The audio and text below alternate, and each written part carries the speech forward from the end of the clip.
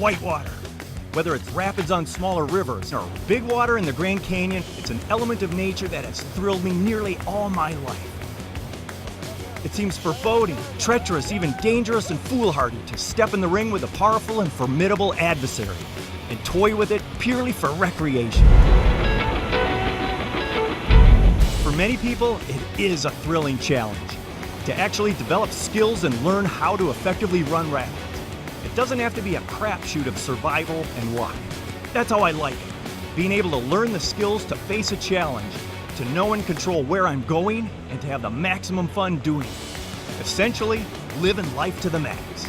And there's no better place for all that to come together than on Wisconsin's Wolf River. The water coming off of that wall is pushing this way. You won't even get near that wall. At first, I thought it was kind of scary, but then when we went to the second one, I started to like it. When the water is coming up against the rock wall like that, it's got what's called a pillow and a diagonal curler. It's actually not going to let you get near that. Water's billowing up on that and pushing this way, which means if that rock is going to push us away from the rooster tail down there, that rock wall is also going to push us away. Dan Monskey was a pretty good guide. He knows rivers like reading a book. You're guaranteed virtually the same route with everybody. It's just if you're pointed straight downstream, you've got a greater chance of successfully running it than you do if you're out of control going this way or that way. When you first look at it, it's incredible. You think, holy moly, I don't know about this one. Something else to be aware of is whoever's in back is going to be in the front seat at the bottom. Why? Because of the way the raft's going to launch off of that, it's going to send the person in back, the back of the raft, to the front. This is like the graduation ceremony, all the action culminating with this. Oh, but there's so much more to the learning process and the river experience before people are ready for the big action.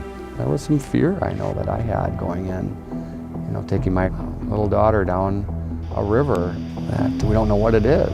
You start small, you look and learn, and make a plan. So we ought to be able to pick out our line from here. Right. We're gonna wanna go right over the middle of that hump and land at the bottom of the drop. You can see the current running downstream right there, the heavy flow. Yeah. Okay, we wanna be just to the right of that. Developing a plan is only part of the adventure. The execution of that plan is the test. Actually facing the adrenaline pumping action in the raft. Great, let's do it. Yeah, let's run it. The only place to find an answer to that test is at the bottom of the drop. And when you're right, there's a feeling of elation and excitement from your success. When you come up against those rapids, it feels pretty wild. It definitely does. I'm really surprised that there is this kind of whitewater in Wisconsin. I had no idea. One of the things that's really remarkable to me about rafting is how forgiving these watercraft are. I mean, you can make all kinds of mistakes and still get through in the raft, upright, and without very severe consequences. That makes whitewater rafting a perfect activity for practicing and developing new and challenging skills. Dan has ran rivers, all over the world. And the kids, I think, really looked up to him and respected his experience. And they also came out of the experience with a lot of knowledge about the river and which part of the rapids will give you the best ride, and about the importance of safety. And they would have opportunities to ask questions from someone who had experience and knew what he was talking about, and help them have just a better experience on the water. It's about maximizing the experience, any experience that makes a paddler seek the best line in a rapid, or makes someone seek the most intense thrill, the most fun, or even the most interesting and educational path through life.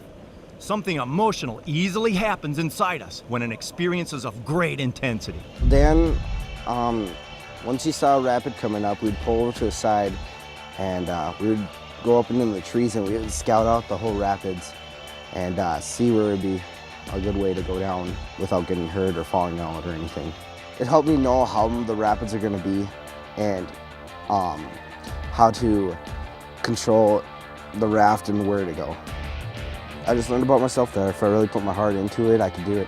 But you get to parts where there's big rapids and you start losing your control, and once we went down the falls, I just fell out.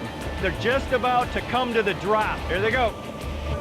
Yeah, oh, man. Having Dan along just made it a whole different experience for us because he's an expert at whitewater, he's an expert rafter, kayaker, and knows how to read the river. The river is like any subject. Studying it, particularly the rapids, not just running them, is essential to learning how to read the river. Just the idea of getting out, being safe, getting out, seeing a drop coming, you see that horizon line, get out and check it out. Don't just blindly plunge over the thing and hope for the best.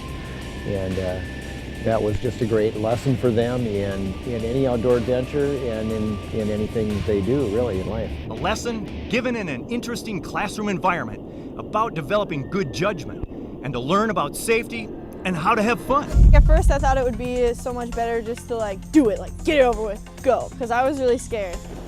But then we saw the guy in the canoe that went down that like capsized or whatever, and that made me realize how important it was that Dan had his scouting.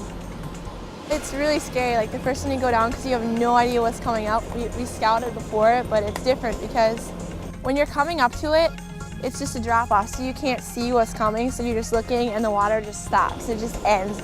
You just drop down, like there's nothing holding you in your raft, you can just fly out. I almost did fly out. I actually hit the girl in front of me, and had she not been sitting there, I think I would have flown all the way out. But even though it looks really scary and really dangerous and you don't think that you could ever like survive, it's really fun. It's like the most funnest thing you could ever imagine. It was really scary at first seeing how long the rapid was and then how the drop-off kind of was at the end, but I just felt probably more safe than everybody else did because I was with Dan on that rapid. Once you had it scouted out and figured out what you were doing, it wasn't as scary anymore, and then when you actually did it, it was really fun.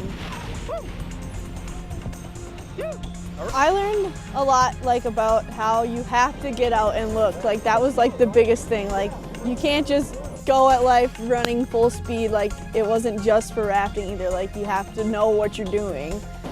Knowledge is important, but there's an idea I consider critical for anyone to learn because a passion makes us come back for more adrenaline pumping action. Nice run, man! Life to the max! Woo! Life to the Max is brought to you by Life Touch, photography for a lifetime.